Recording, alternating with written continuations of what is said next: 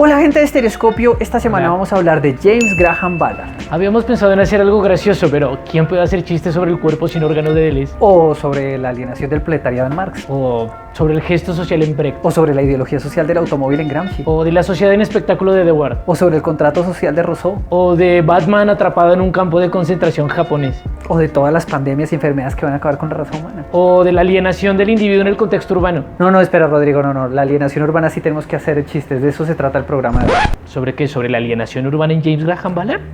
Sí, sobre la alienación urbana en James Graham Ballard. Ok, bueno, amigos y amigas de Estereoscopio, esta semana estaremos hablando del concepto de alienación urbana en la obra de James Graham Ballard. Como les dijimos en el intro del video, estamos analizando a Ballard desde la forma en la que él presenta la alienación urbana. La palabra alienación ha sido usada por muchas personas y siempre refiriéndose a cosas totalmente diferentes. Cuando un psicólogo dice alienación es diferente a cuando un sociólogo lo hace. Incluso entre profesionales de las mismas disciplinas, el significado puede cambiar. En general, la alienación hace referencia a algo ajeno a sí mismo, que el sujeto ya no controla, o también a un bien que se vende, o también a un yo que se extraña. Hay varios autores que hablan de diferentes tipos de alienación y algunos incluso les han hecho tipologías independientes. Para dar ejemplos, por ejemplo, para Hegel, la alienación es el momento de desgarrarse. En cambio, extrañamiento se refiere al momento de comenzar a adentrarse en sí mismo. Pero para Marx, la alienación es la separación entre el trabajador y el producto, una condición fundamental para la economía moderna. Los autores de la Escuela de Frankfurt retoman la alienación y la plantean como una condición que no solamente afecta al trabajador, al obrero, sino a todos quienes forman parte de una sociedad. Herbert Marcuse, por ejemplo, unió la represión freudiana con la alienación marxista y proclamó una revolución libidinal y erótica que potencialmente puede acabar con todas las estructuras del capitalismo y el liberalismo, especialmente las de la familia mononuclear tradicional.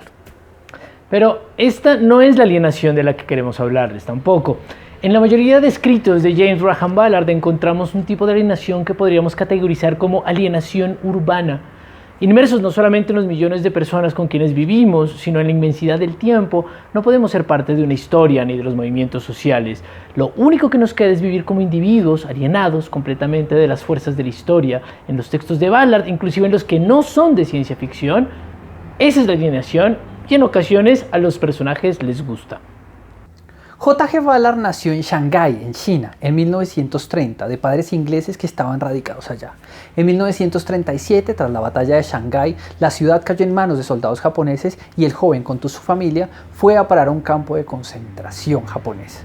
Muchas de las experiencias de él y de otros niños que conoció en esa época acabaron convirtiéndose en el libro El Imperio del Sol, una novela desgarradora, y de ahí salió la película que hizo Steven Spielberg, que está protagonizada por Christian Bale, de niño, lo cual es medio spooky.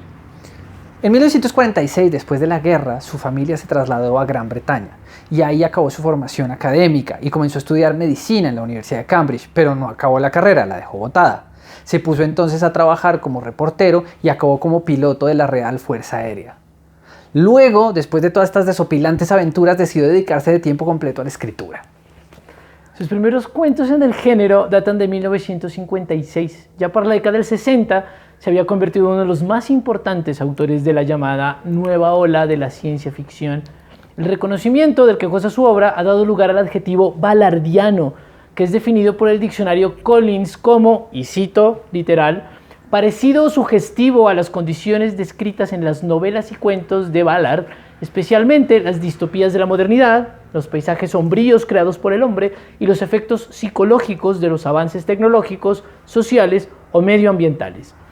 Otros trabajos de Ballard, de los que no hablaremos hoy, pero que recomendamos mucho su lectura, son El mundo sumergido, del 62, El mundo de cristal, del 66, La isla del cemento, del 74 y, por supuesto, El imperio del sol, del 84. Bueno, Daniel, empecemos por un cuento. Y no empecemos por un cuento porque sea más sencillo, sino porque Aparato de vuelo rasante es el mejor cuento de todos los tiempos. La historia de este texto se desarrolla en una costa española que es muy turística, sin embargo, ya no hay gente. En este mundo, todos los bebés nacen deformes y por lo tanto la raza humana se está extinguiendo. Ballard, utilizando este particular escenario de lujo y de decadencia de una antigua sociedad que se está acabando, presenta en el fondo una historia de esperanza. Por supuesto, Rodrigo, y es que en Aparato de vuelo rasante los personajes se han desconectado completamente de la realidad. Están viendo cómo el lento apocalipsis se abalanza sobre el mundo y las personas solamente pueden esperar el fin y obedecer a quienes les han indicado que el fin está cerca.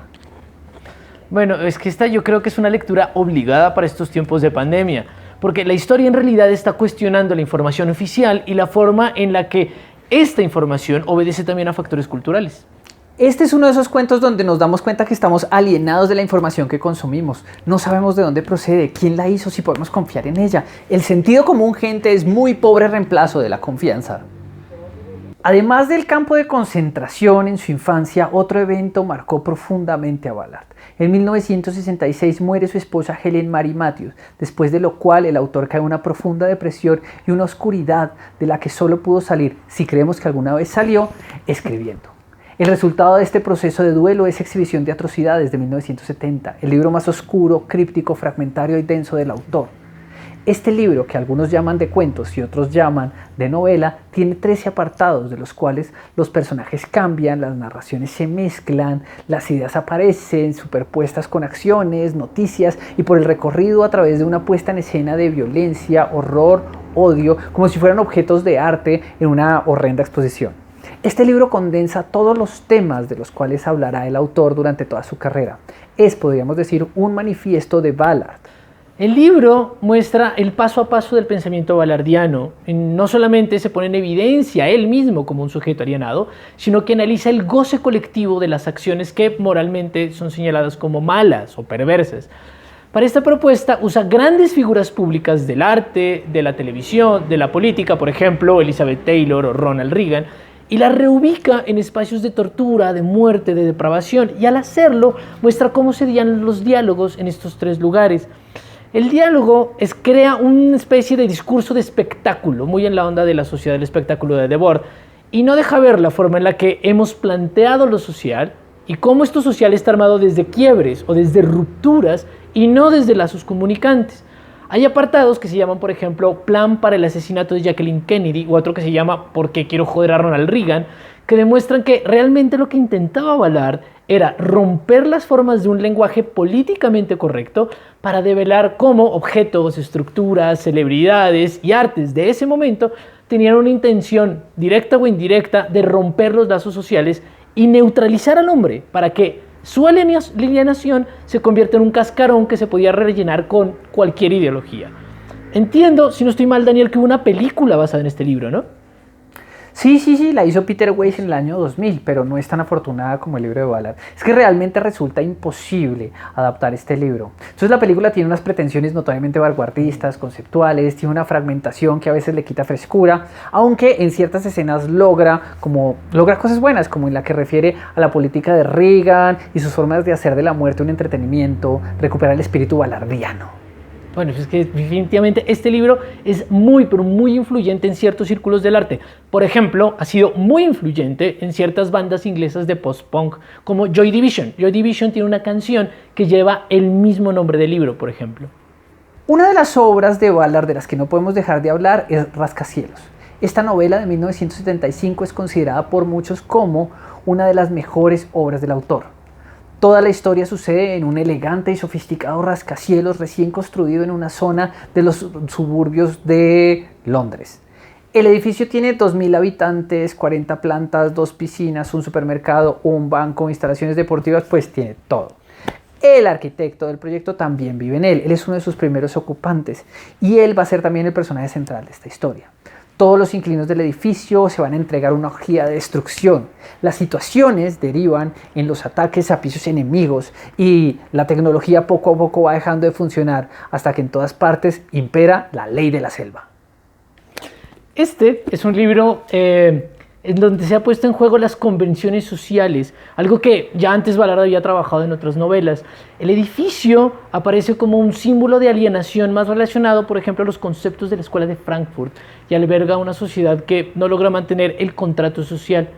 Ballard reflexiona sobre lo que nos hace humanos en medio de una relación entre infraestructura y superestructura.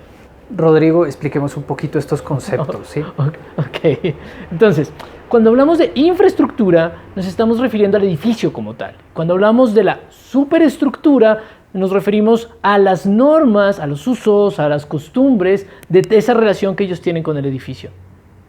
Y en varios autores de la Escuela de Frankfurt siempre vamos a encontrar una problematización muy fuerte de esas relaciones. La forma de las cosas obedece a la ideología de quienes las construyen y las ideologías son afectadas por las existencias de las cosas físicas.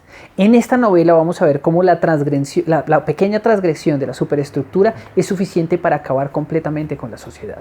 Una de sus novelas menos conocidas pero más inquietantes es Noches de cocaína de 1996.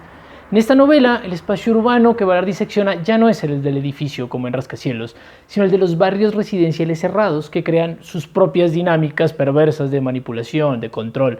El libro se ubica en Estrella de Mar, que es un barrio cerrado en el que ocurre un incendio inexplicable, la policía atrapa al director del club, que se llama Frank, y se ha autoinculpado del incendio. Para defenderlo, llega su hermano Charles, quien descubre que el barrio cerrado y utópico de las clases altas en realidad es un reflejo de cómo las mismas clases sociales con dinero y poder crean relaciones violentas y opresivas sobre los otros.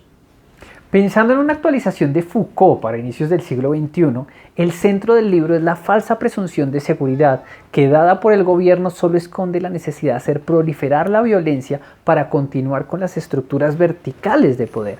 Así, la idea de seguridad que ofrecen estos espacios en lugar de dar tranquilidad se convierte en un beneficio que mantiene el sistema funcionando. Pero si la seguridad se logra realmente, los sistemas de control se pierden, así que solo le queda dar violencia para poder seguir prometiendo la posibilidad de la seguridad. Narra este libro el discurso doble de seguridad y violencia como factores mutuamente necesarios. En la política y el control policial, el hombre alienado por la seguridad paranoica solo encontrará goce en la producción de sus propios sistemas de seguridad, aquellos que puede controlar. Como ven, está narrando la política contemporánea. Ballard publica su última novela en 2006, Kingdom Come, traducida al español como Bienvenidos a Metro Centre. Hasta sus últimos días, Ballard se va a preocupar por analizar todas las aristas de la alienación urbana y en este caso lo hace a partir del espacio del centro comercial. En Kingdom Come, Ballard señala a este espacio como el lugar donde se conforman las políticas fascistas que surgen del consumismo. Así, en medio de reuniones deportivas, que son mítines fascistas, marchas de minorías atacadas por grupos de compradores y la construcción racial de una supuesta supremacía de consumo, Ballard muestra la cara de un nuevo totalitarismo que ya no es político, sino que es gobernado por la publicidad, las tarjetas de crédito y el populismo del capitalismo.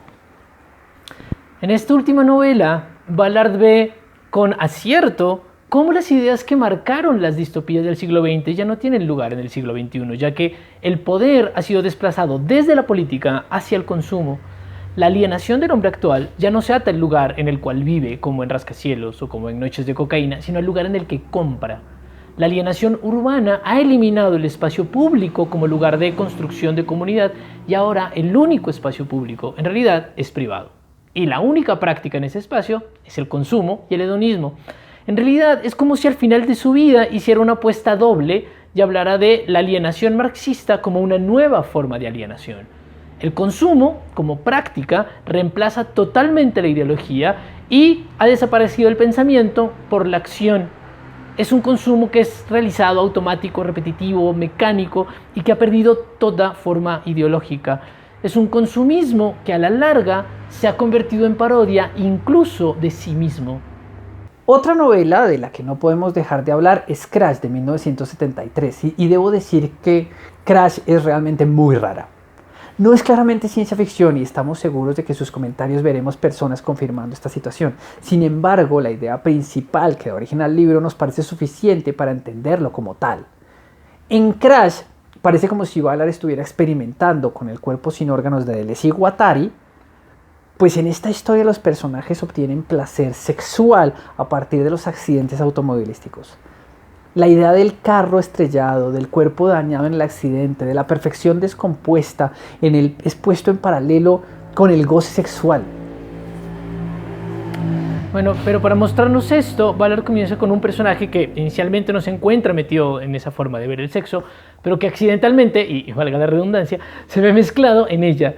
En esta especie de sadomasoquismo cyborg, de explotación del cuerpo del automóvil como prótesis sensual, de su destrucción como sustituto simbólico del orgasmo, esto le permite al autor reflexionar sobre el papel que tienen estas máquinas en las sociedades occidentales de esa época, porque no olvidemos, en los 70 comenzaron a aparecer las primeras grandes autopistas en Gran Bretaña, aunque eso ya había pasado en Estados Unidos hacía un rato largo.